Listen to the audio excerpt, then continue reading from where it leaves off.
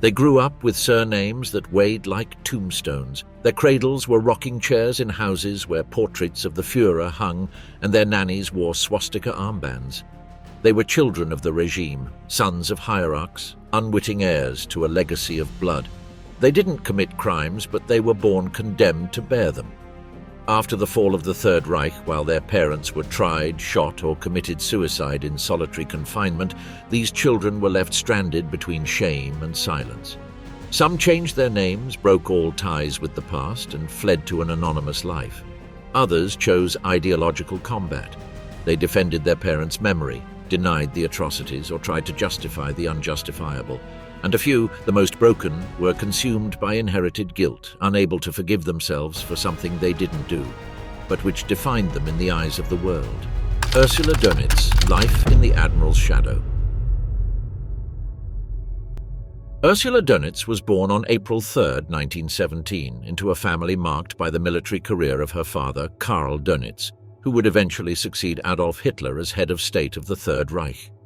Although her father's name would be indelibly linked to the collapse of Nazism, Ursula's life was more discreet, though no less dramatic. It was the story of a woman who had to survive the weight of a family name, the loss of her siblings, and the stigma of having been part of the Reich's elite. From a young age, Ursula experienced the strict and ceremonial structure of a naval family.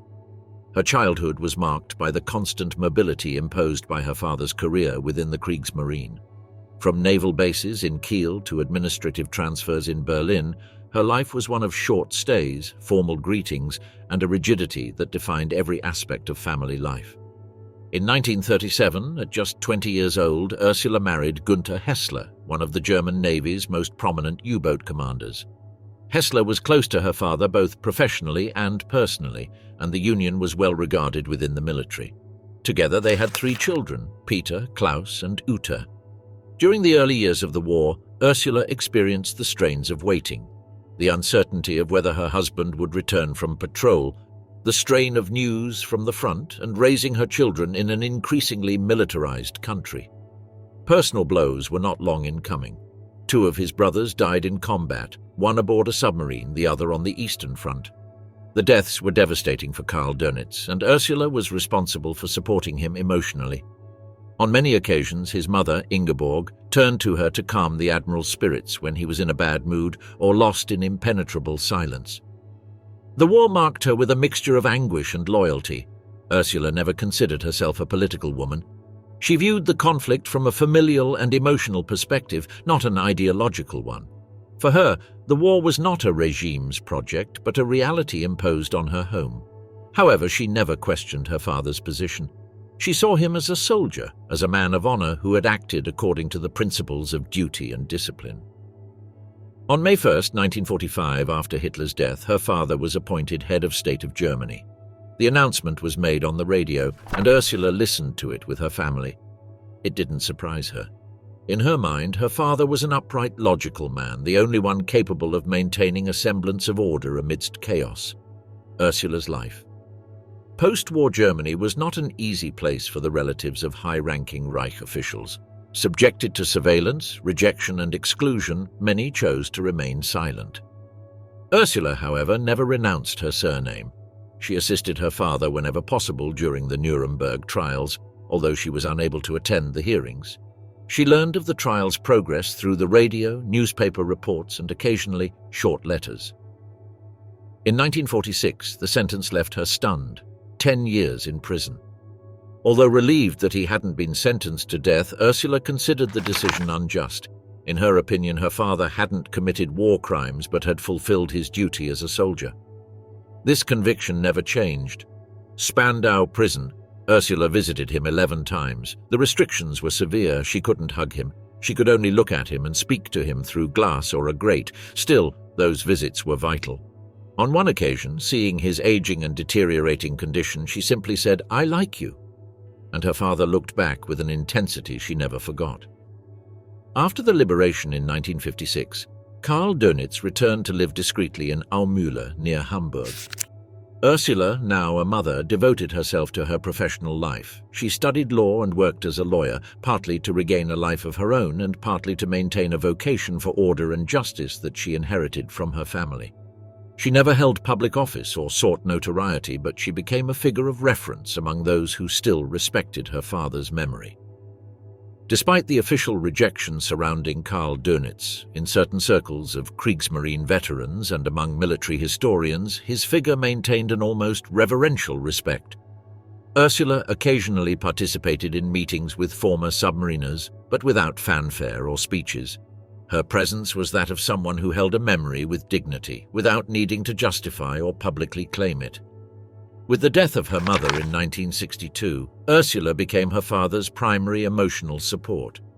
She cared for him in his final years, managed his correspondence, organized his archives, and accompanied him in the final draft of his memoirs. In this process, she read official documents, reviewed tactical decisions, and tried to understand history from the perspective of facts, not myths. The death of Karl Dönitz in 1980 left her with a void that was impossible to fill. The funeral was packed. More than 1,000 people attended, including comrades and retired officers, but not a single representative of the German state was present. For Ursula, this was an affront. She didn't seek honors, but she believed the story deserved to be told in full, without convenient omissions. During the 1980s, Ursula returned fully to her legal profession. She represented some clients in estate disputes and participated in projects related to the preservation of historical Kriegsmarine documents. Her work was discreet but precise. She never lent herself to sensational interviews. Her only public gesture was writing a letter to a newspaper defending her father's personal honor in response to an article that accused him of having actively participated in the regime's political decisions. "My father wasn't a politician, he was a Marine, and as such he acted with the judgment of duty. I don't deny the errors of his time, but I deny that he acted with hatred or fanaticism." In her old age, Ursula steered clear of public life. She lived in a quiet neighborhood, received few visitors, and devoted herself to reading and her garden. She kept a few family photographs in her home, a portrait of her father from his youth, and a folded Kriegsmarine flag in a display case. She never participated in revisionist activities or neo-Nazi organizations. She believed that the past should not be denied, but neither should it be distorted. She died in 1990 at the age of 73. Her funeral was private. Only a few friends, family members, and some former naval officers bid farewell. There were no headlines. There were no tributes. But those who knew her remembered her as a dignified, firm, affectionate, and discreet woman. A woman who carried a surname steeped in history with fortitude, without hatred or vanity, and who found, despite everything, a way to live under the shadow of one of the most weighty names of the 20th century without allowing that shadow to completely define her. Edda Göring, Life on the Threshold of the Past. She was born surrounded by marble, velvet, and swastikas. In 1938, as Europe prepared for a war that would change history, Edda Karin Wilhelmine Göring was born as the Reich Princess. She was the daughter of Reich Marshal Hermann Göring, commander of the Luftwaffe and the second most powerful man in Nazi Germany, and Emmy Sonnemann, an actress who became an official figure of the regime. Her birth was celebrated with official fanfare, and Adolf Hitler agreed to be her godfather. From her first day, her destiny was inextricably linked to power, myth, and later collapse. Edda spent her early years at Karin Hall, the lavish residence built by her father in honor of his deceased first wife.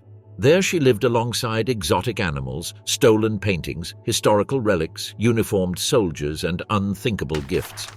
The Luftwaffe even gave her a miniature replica of Sanssouci Palace, built with voluntary contributions from thousands of German airmen.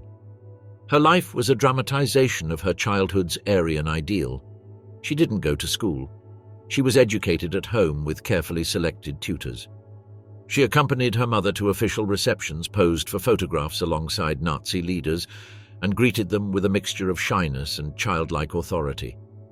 Göring called her his golden treasure, and that's how he treated her, with overprotectiveness, boundless tenderness, and a devotion that contrasted with his public image as a military and political leader.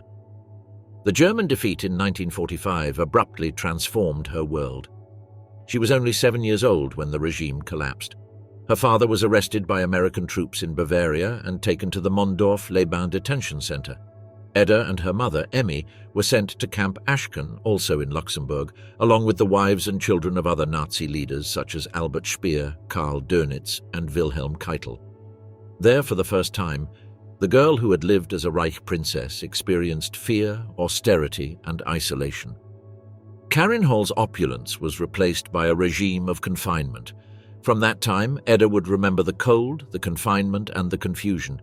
She still didn't understand that her father was on trial for crimes against humanity at Nuremberg, that the generals who had carried her in their arms would be hanged, that her family name would go from being synonymous with honor to a symbol of state crime.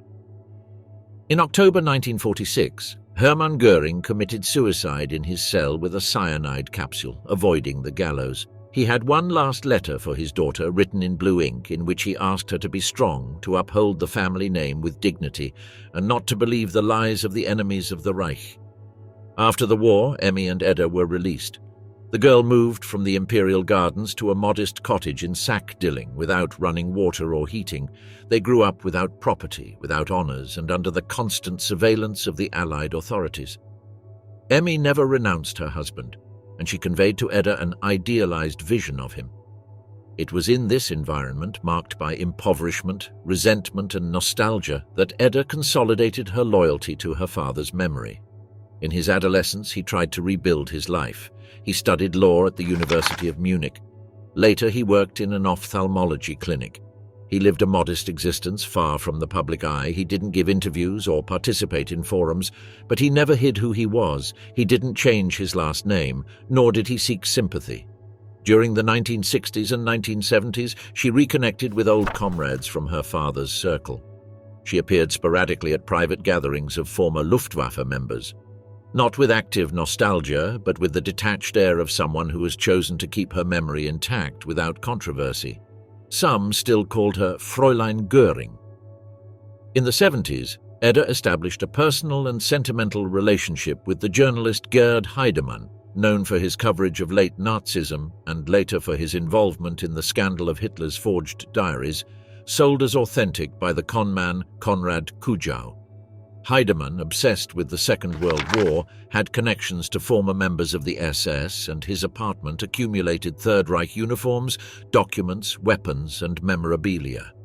The connection with Edda was brief but symbolically disturbing, a reflection of how the past still circled around the life of the Marshal's daughter.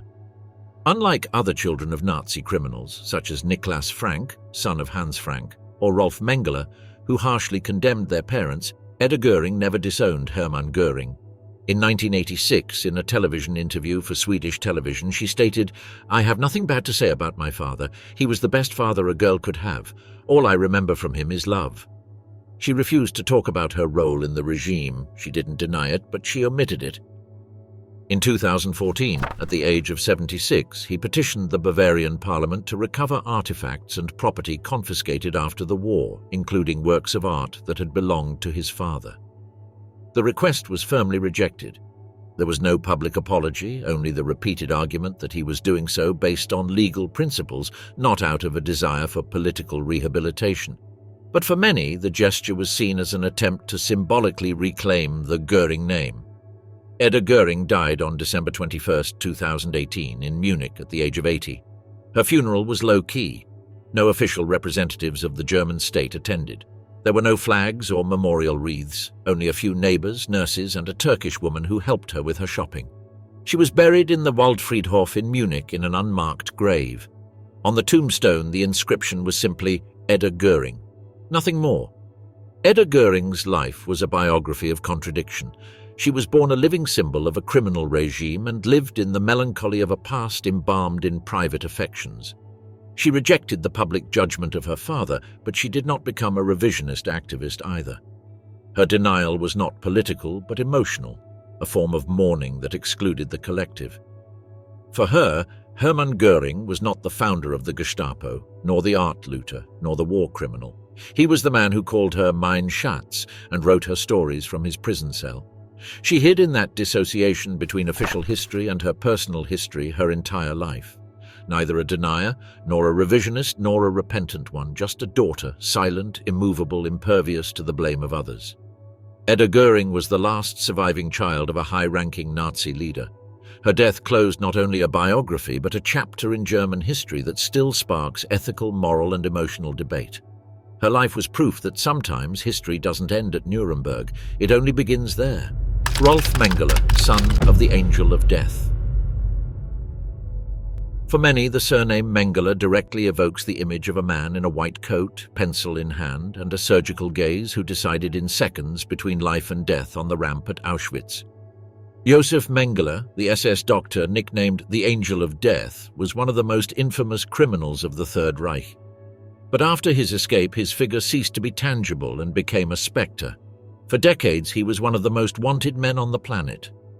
What few knew was that, in the silence of the post-war period, he had left behind something more than corpses and destroyed documents. He had left behind a son. Rolf Mengele was born in 1944, in the midst of the war, the fruit of Josef's marriage to Irene Schönbein. He was barely a year old when his father disappeared from Europe. Throughout his childhood and youth, he lived without a father figure, raised by his mother in Günzburg, Bavaria.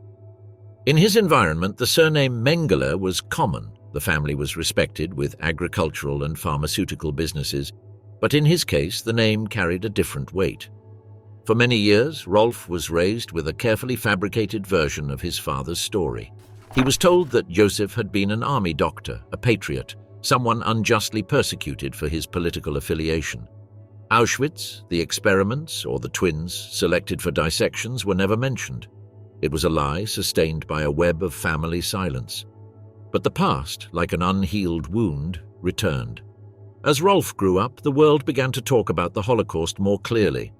At school, he learned that his last name appeared in books, documentaries, and articles. In the newspapers, his father's face cropped up from time to time, linked to Nazi hunts, Mossad operations, lists of wanted criminals. Rolf began to ask questions. His mother avoided him, his family protected him, but suspicion was a constant rumbling. As an adult, Rolf studied law and became a lawyer in Frankfurt. He was a reserved, intelligent, and methodical man. He married, had children, and tried, unsuccessfully, to build a life unconnected to his father's legacy, but the name followed him. And in 1977, after years of evasion, he decided to face the ghost. Josef Mengele was then a fugitive in South America. He had been living in hiding since 1949, having escaped from Europe with the help of the Odessa network and Nazi sympathizers in Argentina. He had lived in Buenos Aires, then Paraguay, and finally Brazil, under the alias Wolfgang Gerhard. That year, Rolf traveled to Brazil to meet his father, who was living in hiding in a country house in Embu das Artes under the protection of an Austrian family. It was the only meeting between the two since childhood. They looked into each other's eyes. They talked for days. Josef denied many of the charges, but admitted to having been at Auschwitz. He claimed he regretted nothing. He justified his actions with the usual cynicism of old Nazis who believed themselves part of a scientific crusade. Rolf, though he listened to him, didn't believe his excuses. He returned to Germany devastated, but he kept a promise. He wouldn't betray him. By then, Josef Mengele was over 60 years old, suffering from heart problems and living with constant paranoia. Rolf decided that his duty as a son was not to help him, but neither was it to betray him. It was his greatest moral ambiguity. In 1979, Josef Mengele drowned at Bertioga, a beach near Sao Paulo, after suffering a stroke while swimming. He was buried under a false name. News of his death was confirmed in 1985 when an exhumation ordered by German and Brazilian prosecutors identified his remains. Rolf recognized the body as his father's and provided DNA samples for verification. The hunt was over, but the trial would never take place. From then on, Rolf broke his silence. In interviews and statements, he expressed his complete rejection of the crimes committed by his father. He said his childhood had been a lie. That upon discovering the truth, he felt disgust, shame, and rage, that he had never been an accomplice, that his last name was a condemnation. For years, he was criticized for not revealing his father's whereabouts during his lifetime. Some activists, especially in Israel and Argentina, considered him a passive accomplice. Rolf responded that it had been an unbearable ethical dilemma. He had chosen filial loyalty over moral duty. He wouldn't do it again, but he couldn't erase the past. Rolf lived with that burden until his death in 2011, in the same Germany where his father was once celebrated as a scientist. He never moved, never changed his last name. He wrote no memoirs, nor did he seek notoriety. He was a man of low profile, caught on the edge of history. The media that interviewed him always emphasized his calm, almost academic tone.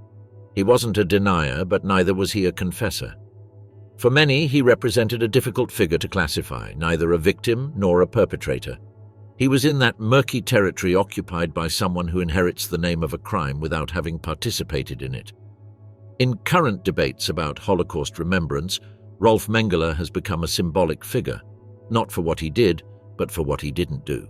He represents the weight of the toxic legacy, the dilemma of blood, the screaming silence. Some historians champion him as a man who tried to live ethically in an impossible shadow. Others see him as an example of the grey areas of German history. Today, there are no monuments to him, nor are there any condemnations, but his figure remains part of an uncomfortable and necessary conversation. What does a son do with the legacy of a monster? Can anyone escape the Mengele name? Rolf didn't run away, nor did he embrace him. He lived between both decisions, and there he died, the only man who told Josef Mengele he was wrong and still called him father. Harald Quandt, the son who survived Magda Goebbels. In the collapse of the Third Reich, few surnames became as closely associated with the core of Nazi power as Goebbels's. Joseph, the propaganda minister, Magda, the First Lady of the Reich, and their 6 children, who became icons of the ideal Aryan family, died together in the Chancellery bunker in May 1945. All but one, Harald Quandt, Magda's eldest son from a previous marriage, who survived the war and became a key figure in post-war German capitalism. His name, despite the ideological legacy that surrounded it, would become linked not with Nazism, but with West Germany's industrial renaissance. Harald Quandt was born on November 1, 1921, the fruit of the marriage between Magda Berend Rietschel and the industrialist Günther Quandt, one of the wealthiest businessmen in interwar Germany. Günther owned several companies in key sectors such as heavy machinery, textiles, batteries, and weapons. His son was born into a conservative, wealthy, and nationalist family. However, the relationship between Magda and Günther did not last. The marriage dissolved in 1929. Harald was raised partly by his mother and partly by governesses and domestic staff. When Magda married Joseph Goebbels in 1931, Harald was 10 years old. He lived with his mother in the ministerial house of his new stepfather, one of the most powerful men in the nascent Nazi regime. Joseph Goebbels, although not his biological father, exerted influence over Harald in his formative years. He integrated him into the ideological structure of the regime, albeit without the same fervor he reserved for his own children.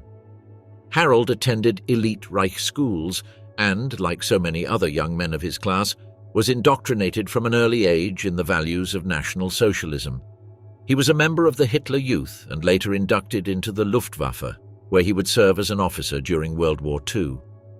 During the war, Harald served as a lieutenant in the Luftwaffe, serving in Italy and participating in aerial combat. In 1944, he was captured by British forces and spent the end of the conflict as a prisoner of war. While in a detention camp, he received news that his mother, stepfather, and 6 half-siblings had died in the Berlin bunker. It was a devastating blow, although he never spoke publicly about it. The only clue about her reaction to these events lies in the letters Magda wrote to him in her final days, farewell messages in which she justified her decision to kill her children and commit suicide. The letters, recovered after the war, show a mother convinced that a world without Hitler was unworthy of her children. Harald never commented on these letters, but he kept them until his death. Upon his return from captivity, Harald Quandt found a Germany in tatters. His father, Günther, had maintained his businesses during the Third Reich and profited from war contracts. He used slave labor in factories and produced weapons for the Wehrmacht. However, Günther Quandt was never tried at Nuremberg or prosecuted in the denazification trials. He was classified as a Mitläufer, passive sympathizer, which allowed him to retain his fortune. In 1954, upon Gunther's death, Harald and his half-brother Herbert Quandt inherited the family fortune and took control of a vast industrial empire. Among its assets were the AFA batteries, Varta, IWKA and Mauser companies, as well as stakes in BMW. In the following decades, the brothers expanded their businesses and actively participated in West Germany's economic recovery. Harald specialized in the conglomerate's financial management and international relations. During the years of the Wirtschaftswunder, economic miracle, Harald Quandt was a key figure in the reconstruction of German capitalism, although he always avoided the limelight. He stayed away from politics and never commented on his family background. In a society that preferred to look ahead, his silence was functional. Germans didn't ask questions, and he didn't answer. Harald died young, at the age of 45, in a plane crash in Sardinia in 1967. He left behind 5 daughters and a personal fortune estimated at over 100 million marks, distributed among family trusts and companies. He was buried in Germany without public tributes, without speeches, and without mention of his mother or stepfather. However, their economic legacy persisted. Their heirs continued to control significant stakes in BMW, Varta, Altana, and other companies. For decades, the Quandt family avoided discussing the past. But in 2007, an ARD documentary entitled The Quandts, A Silent Dynasty, exposed the systematic use of forced labor during the Third Reich and the family's moral passivity.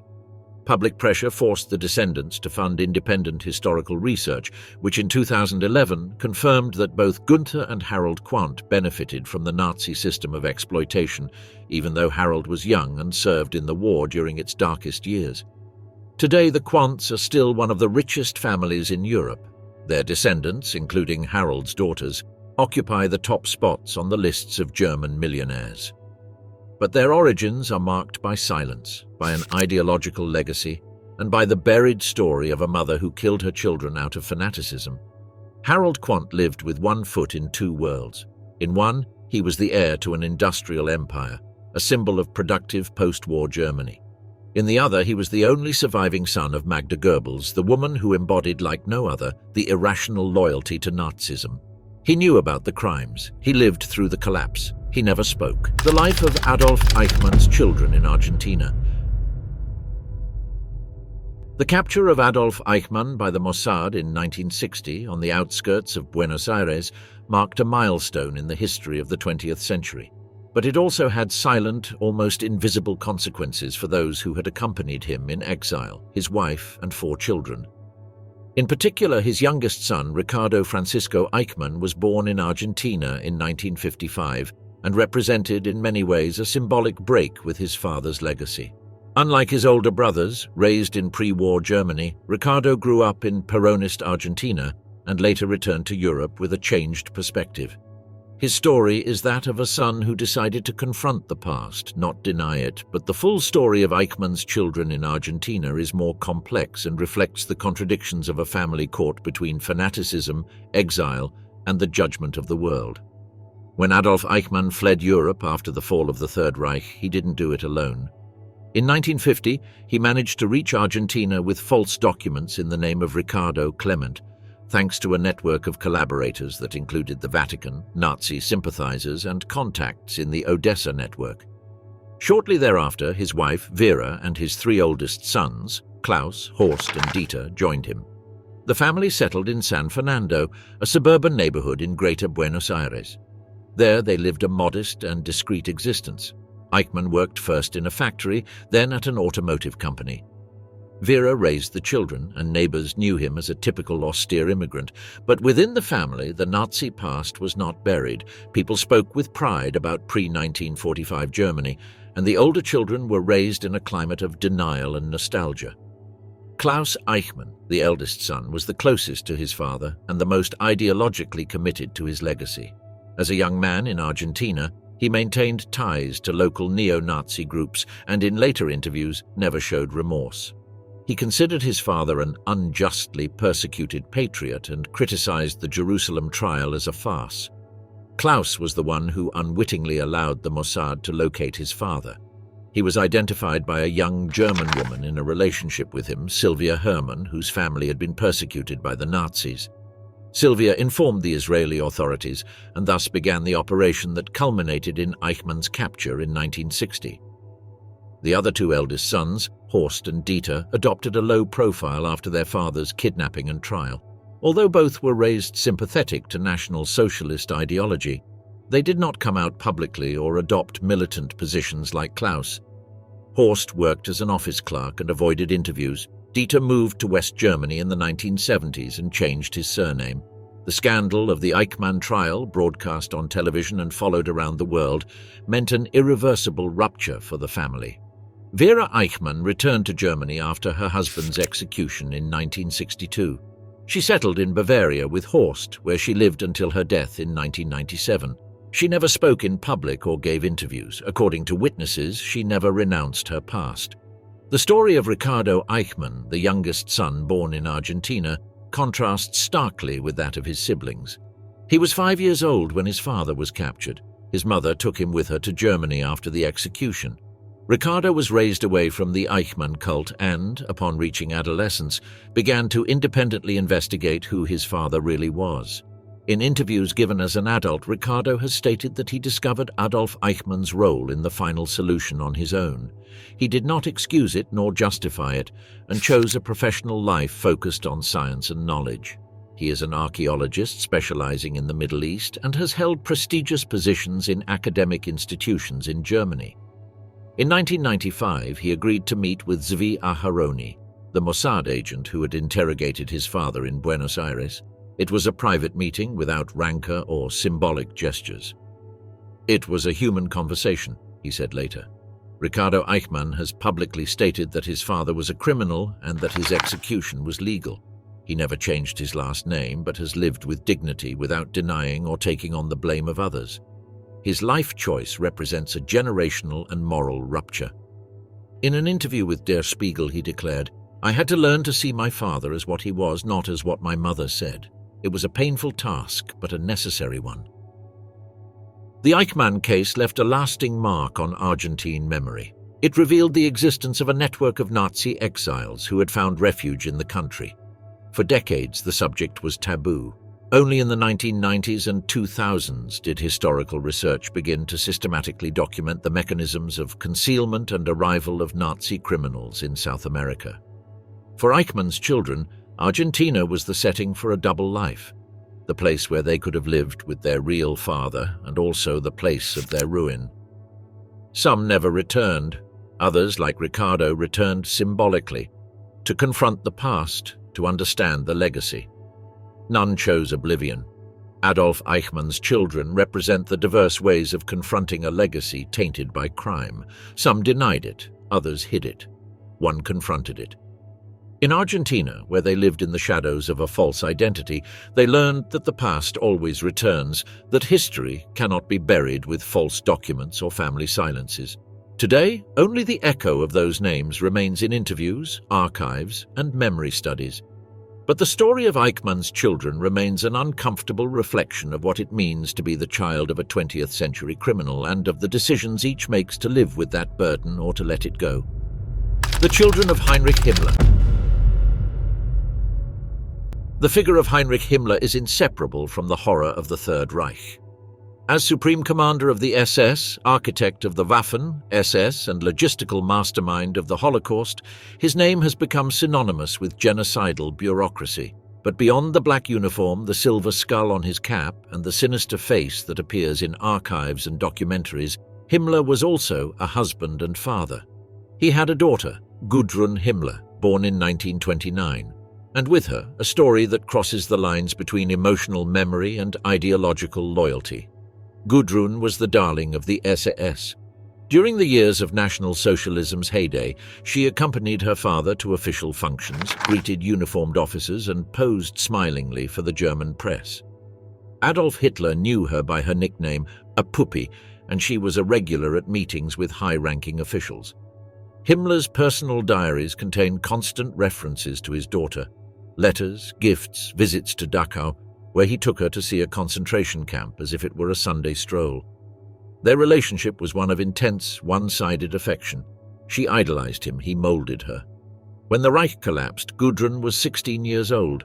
Her father, after attempting to negotiate with the Allies and being disowned by Hitler, was captured by the British. He died of poisoning in 1945 before facing trial. Gudrun and her mother, Margareta Boden, were arrested by the Allies. They passed through several detention centers and were released without charge in 1948.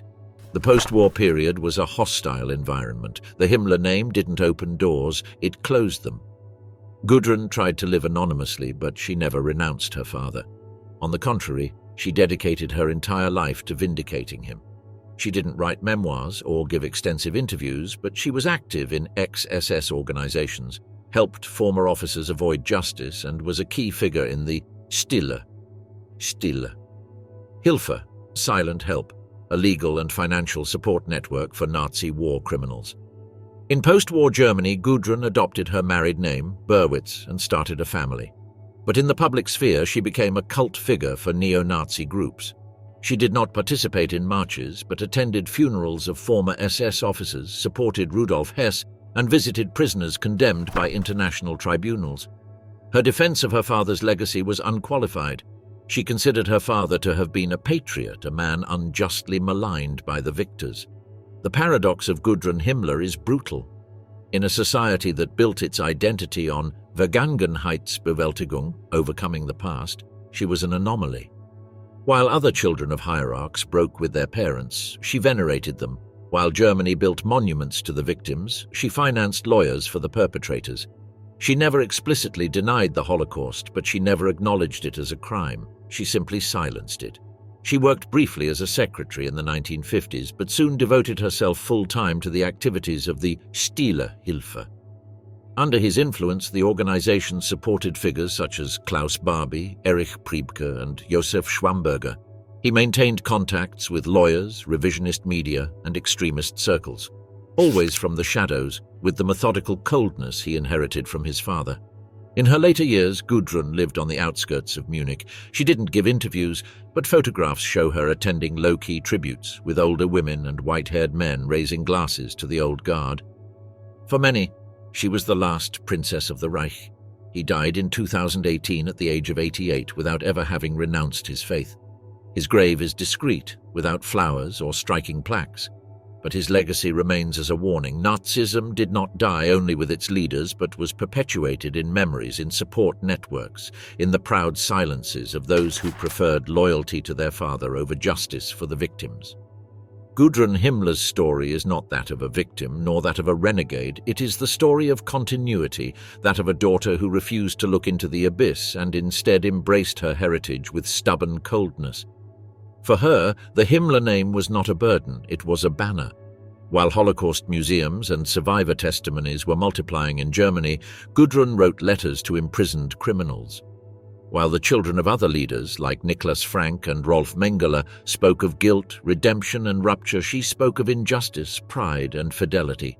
The final question her life leaves behind is not about her father, but about her. What happens when a son not only inherits history, but defends it?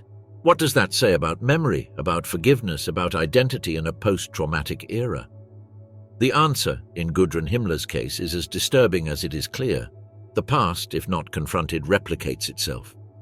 Sometimes in silence, sometimes with a raised glass and a frozen smile. Adolf Hitler's godson. His father was Hitler's most trusted figure. Martin Adolf Bormann lived a life marked from childhood by violence, emotional absence, and the weight of a feared and hated surname.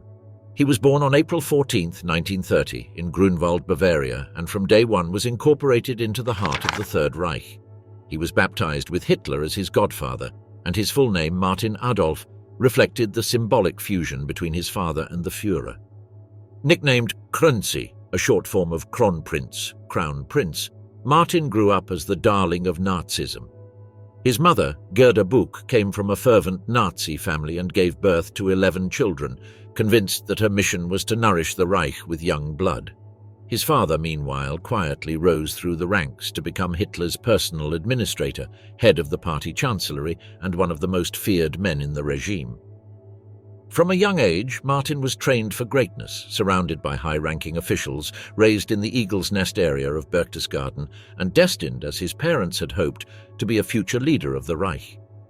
But his relationship with his father was far from affectionate. He was a brutal, violent man who marked him from a very young age with a slap that haunted him his entire life.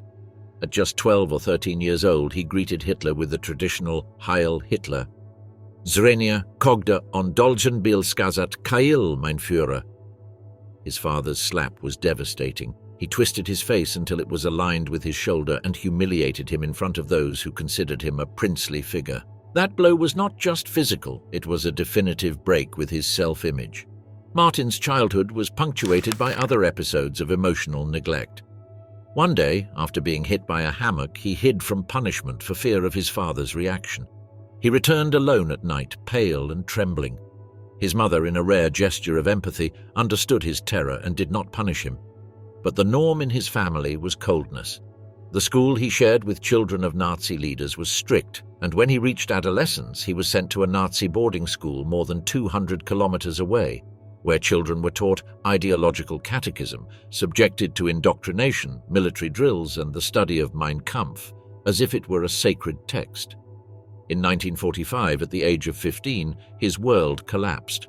The radio announced Hitler's death in the early hours of May 1st. Martin would remember the silence that fell upon everyone like a stone. He heard the gunshots of suicides around him and believed he would not live to see the dawn. Suddenly, he sat next to an 18-year-old boy and they chatted in the middle of the garden. Those minutes saved his life. He returned to Berchtesgaden dressed in his Hitler Youth uniform, but the uniform was burned by his father's secretary, who also gave him a new ID with the false name Bergmann. He took refuge on a farm near Salzburg, concealing his identity and claiming to be a war orphan. There, for the first time, he gained access to information about the Holocaust and the regime's crimes. He understood that his father had not only been an accomplice, but a key figure in the genocide. He lived in fear, fearing that he would be shot if discovered. In 1947, he approached a priest, Father Regens, who helped him find purpose and introduced him to the Catholic faith. At 17, he was baptized and found refuge with the missionaries of the Sacred Heart, beginning a new phase of his religious life. He adopted the name Reinhold Meyer and studied in Salzburg, where he was briefly detained by American intelligence following an anonymous tip-off. He was released thanks to the intervention of the Archbishop. At Christmas, he learned that his mother had died of stomach cancer in 1946. His father was still missing, his siblings scattered, and his life was marked by uncertainty. He was ordained a priest in 1958. He said his first Mass at the Maria Kirchental Church. His vocation, he said, was a product of divine grace. He presented himself as the redeemed son, ideologically opposed to his father's legacy. In reality, the specter of the old Nazi hierarch was still present. He didn't know whether he was alive or dead, and he feared his return. In 1973, an archaeological find revealed his fate. Bormann Sr. had died in 1945 near the Berlin train station, probably poisoned with cyanide. DNA confirmed his identity in 1998. Bormann Jr. worked as a missionary in the Congo and Latin America. In Africa, he was kidnapped by rebels during the Simba Rebellion, tortured and subjected to mock executions. He survived, but returned forever scarred. He was one of the few children of Nazi leaders to actively participate in reconciliation. In the 1980s, he participated in dialogue groups between children of Holocaust victims and descendants of Nazis. He visited Dachau, Auschwitz, and Yad Vashem, and the Holocaust Museum in Washington. His life changed again after a car accident in 1971. He was in a coma for 10 days. A nun cared for him. They fell in love. They both renounced their vows and married. From then on, he was a religion and philosophy teacher in Germany while she taught in Garmisch-Partenkirchen. They lived a simple life, far from public view, although his name remained a source of curiosity and controversy. In 2011, at the age of 81, he was accused of sexual abuse by a former student who claimed that Bormann raped him in 1960 when he was director of a monastery in Salzburg. Other former students reported beatings. He denied the charges.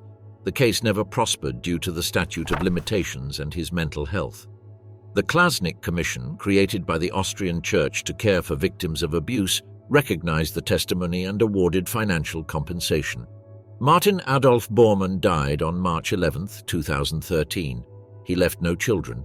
His life, marked by his father's brutality, the shadow of the Third Reich, and his struggle for redemption, is a complex reflection of what it means to bear a surname condemned by history. Unlike other children of Nazi criminals, he sought to confront his legacy through faith, teaching, and words. But not everyone believed in his transformation. Silence, pain, and contradictions followed him until the end. Defender of his father, Wolf Rüdiger Hess. Wolf Rüdiger Hess, the only son of Rudolf Hess, the former Vice-Führer of the Third Reich and one of Adolf Hitler's closest collaborators, spent his life in the shadow of an inescapable surname. He was born on November 18, 1937 in Munich, just as the Third Reich was in full ascendancy. From birth, his life was a symbolic extension of Nazi power. He was baptized with Hitler as his godfather, and his name, Wolf, was the nickname the German dictator used among his closest associates. His childhood was abruptly shaken in May 1941 when his father carried out one of the strangest acts of Nazism, a solo flight to Scotland with the intention of negotiating peace with Great Britain. He was immediately arrested by the British, considered insane by the regime, and never returned to Germany. He was then only 3 years old. His mother, Ilse Pröll, took refuge with him in Bad Oberdorf in the Bavarian Alps, seeking to escape the scrutiny and stigma of his father's betrayal. In 1947, Ilse was arrested by the Allied forces along with other wives of Nazi leaders and sent to an internment camp. During that time, Wolf was left in the care of an aunt. She was released in 1948 and from then on tried to lead a more stable life for her son. Young Wolf Rüdiger began his studies and later trained as an architect, earning his degree in 1961. However, his true calling would be elsewhere, the relentless defense of his father's name. For nearly 4 decades, Wolf Rüdiger Hess fought the official version of Rudolf Hess's death. His father, who had spent 46 years in prison, died on 17 August 1987 in Spandau prison in British custody. Authorities said he had committed suicide, but Wolf Rüdiger never accepted this version. He maintained that his father was murdered to prevent him from speaking out, specifically on topics sensitive to Britain, including alleged covert peace negotiations in 1941 and secret agreements. He published several books on the case. My Father, Rudolf Hess, 1986. Who Murdered My Father, Rudolf Hess, 1989, and Rudolf Hess, I Regret Nothing, 1994. In these works, Wolf developed his conspiracy theories and presented himself as the sole defender of his father's honor, describing him as a misunderstood idealist and pacifist. His stance aroused great controversy. He was criticized by historians, Holocaust survivors, and anti-Nazi groups who considered his words a form of covert revisionism. Wolf also founded the Rudolf Hess Gesellschaft e.V., an organization dedicated to preserving his father's memory and demanding an official investigation into his death. At its peak, it had around 500 members, some of them linked to far-right groups. Wolf Rüdiger himself denied any ideological connection to Nazism, but his speeches, participation in revisionist events, and insistence on clearing the name of a convicted criminal placed him dangerously close to the fringes of European neo-Nazism. On the family level, he married Andrea Hess, with whom he had 3 children. One of them, Wolf Andreas Hess, was born on April 20, 1979, the same date as Adolf Hitler's birthday. In 2002, Wolf Andreas was convicted of denying the existence of the gas chambers at the Dachau concentration camp through an internet forum, a crime considered hate speech under German law. Wolf Rüdiger Hess never distanced himself from these positions. He continued to maintain his father's innocence until his death on October 24, 2001 in Munich at the age of 63 due to a stroke. His remains were buried alongside those of his mother in Wunsiedel, where Rudolf Hess also lay. However, in 2011, the Nazi leader's body was exhumed and cremated to prevent the grave from becoming a site of neo-Nazi pilgrimage. The life of Wolf Rüdiger Hess is a disturbing reflection of poisoned legacies. He did not distance himself from his father or question the regime's actions. On the contrary, he built his identity on defending a man convicted of crimes against humanity. In a Germany struggling to confront its past, he represented a nostalgic, denialist perspective, anchored in the glorification of a failed ideologue. His story shows that although a surname can be inherited, each generation chooses what to do with it. Wolf Rüdiger chose to live as the custodian of a dark legacy, resisting historical evidence and turning his life into a tribute to a condemned figure. In times when historical memory is a pillar of democracy, his story is a reminder that the battle for truth and justice continues even many decades after the end of the Third Reich. The son of the governor of Poland. Niklas Frank, son of the notorious Nazi jurist Hans Frank, is one of the most radical and critical voices against his own father's legacy. Unlike many descendants of Third Reich leaders who chose silence, denial, or even defense of their parents, Niklas built his life on open, brutal, and public repudiation of the actions of his father, Governor General of occupied Poland and one of the main civilian perpetrators of the Holocaust. His story is an exception and a typical case in which family heritage becomes a conscious and painful struggle against crime, memory, and complicity. Niklas was born in 1939, at the height of the Nazi era, into a privileged family due to its proximity to Hitler's absolute power. His father, Hans Frank, had been a renowned lawyer, an early collaborator with the Nazi Party, and Adolf Hitler's favorite jurist. In 1939, following the invasion of Poland, he was appointed Governor General of the General Government, a region encompassing much of occupied Polish territory, where not even German law governed, but rather a state of absolute emergency. It was there that Hans Frank orchestrated, from within the civil establishment, the annihilation of the Jewish people, directly collaborating with the extermination plan. Niklas grew up in castles, surrounded by servants, privileges, and luxury. His childhood was marked by the opulence of Nazi power, but also by the coldness and emotional distance of his parents. His mother, Brigitte, was a haughty woman obsessed with status who despised those she considered inferior. His father, absent most of the time, was seen as an authority figure, unattainable. As an adult, Niklas would recall that during his childhood, he was raised to look down on others, to despise them. The collapse of the Third Reich in 1945 brought that world to an end. Hans Frank was arrested by the Allies, tried in Nuremberg, and sentenced to death for war crimes and crimes against humanity. He was executed on October 16, 1946. Niklas was barely 7 years old when his father was hanged. But the true confrontation with his father's legacy would come decades later, when, as an adult, he began to independently investigate the archives, speeches, and decisions his father had made during the war. That process led him to a profound emotional and moral breakdown. "The more I read, the more I hated it," he said in interviews. The culmination of that confrontation was the publication in 1987 of his book Der Vater, eine Abrechnung, The Father, a Reckoning. The text is a literary demolition, a public catharsis. Niklas not only details his father's crimes, but insults, dishonors, and scorns him. It is an act of subjective, almost visceral justice, in which Niklas refuses to be a victim of inheritance and avoids any temptation to sugarcoat the past. In the book, he describes his father as a pathetic, narcissistic, and cowardly murderer. He also criticizes his mother, whom he accuses of cynicism and active collaboration with the Nazi regime. Her hatred, he said, was her way of protecting herself. "If I didn't hate my father, I would collapse."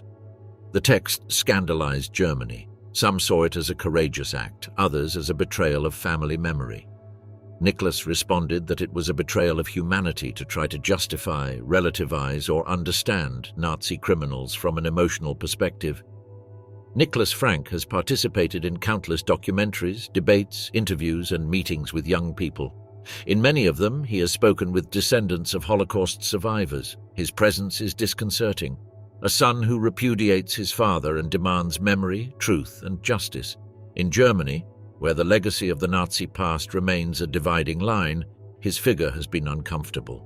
While some children of war criminals, such as Gudrun Himmler, daughter of Heinrich Himmler, or Wolf Rüdiger Hess, son of Rudolf Hess, vindicated their parents or presented them as victims of the system, Niklas remained steadfast in his repudiation. He didn't just write about his father. In Meine German Mutter, My German Mother, addressed the figure of his mother, whom he described as a ruthless, deeply anti-Semitic woman who lived blameless until her death. In his writings, he also criticizes the education system, the German justice system that protected many criminals, and a society that, he believes, preferred to forget rather than remember. Despite the brutality with which he expresses himself, Niklas Frank does not promote hatred, but rather its transformation. He has said that his work is to prevent the past from repeating itself, that his mission as the son of a criminal is to speak out, denounce, and confront. His life has not been easy. He received threats, was isolated by his family, and accused of exploiting the past to gain notoriety. But his persistence has made him an ethical benchmark in the debate on historical memory. Niklas Frank is in many ways a survivor, not of the Holocaust, but of the silence, denial, and pact of forgetting that marked German society for decades. With his firm voice and uncompromising gaze, he reminded us that responsibility is not inherited, but the decision to do something with it is. In a country where the echoes of a brutal past still linger, his story serves as a reminder that the truth, however painful, is the only possible basis for reconciliation. Today, Niklas Frank continues to write, speak, and advocate for the need to keep the memory of the Holocaust alive. His work is a form of atonement and also an act of justice for the victims. In times of revisionism and hate speech, his voice remains necessary. His life teaches us a lesson. You can be the son of a criminal and choose not to be an accomplice. You can break the cycle. You can even turn pain into a form of truth. Niklas Frank did it, and that's why his story deserves to be told again and again. Son of the great architect. Albert Speer Jr., born on July 29, 1934 in Berlin, was the eldest son of Albert Speer, Adolf Hitler's architect and Minister of Armaments of the Third Reich. His life was marked from birth by the weight of a surname associated with one of the most influential figures of Nazism. While his father designed the monumental architecture of the Third Reich and planned megalopolises for a millennia-long empire, Albert Jr. grew up in an atmosphere of privilege, proximity to power, and complicit silence. During his childhood, Speer Jr. spent time with the Nazi elite. He witnessed Hitler's visits to his family home, was photographed alongside his father, and participated, though without fully understanding, in the Führer's cult of personality. At the age of 11, the collapse of the Third Reich radically changed his life. His father was arrested, tried at the Nuremberg trials, and sentenced to 20 years in prison for his key role in sustaining the Nazi war machine and the widespread use of slave labor. Albert Speer Jr. spent his adolescence with an absent father figure, marked by international condemnation and public rejection. However, during his father's 20 years in Spandau prison, Albert Jr. maintained contact with him, visiting him regularly and corresponding. This connection, although emotionally distant, was essential to understanding how Speer Jr. dealt with his legacy. Unlike other children of prominent Nazi figures who opted for silence or covert glorification of their parents, Speer Jr. adopted a strategy of restraint and professional differentiation. He studied architecture at the Technical University of Munich and, in 1964, founded his own firm Albert Speer & Partner in Frankfurt am Main.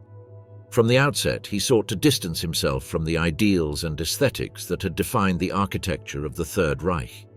His work focused on sustainable urbanism, the ecological development of cities, and functional design.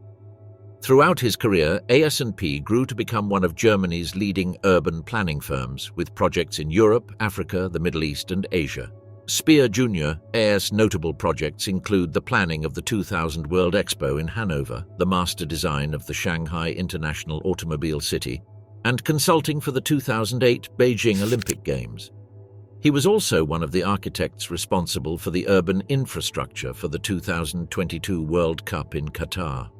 In interviews, Speer Jr. spoke cautiously about his father. He never condemned him outright, but neither did he vehemently defend him. He acknowledged that his father's responsibility in the Nazi system was clear and that his later apologies could not absolve him of the role he played.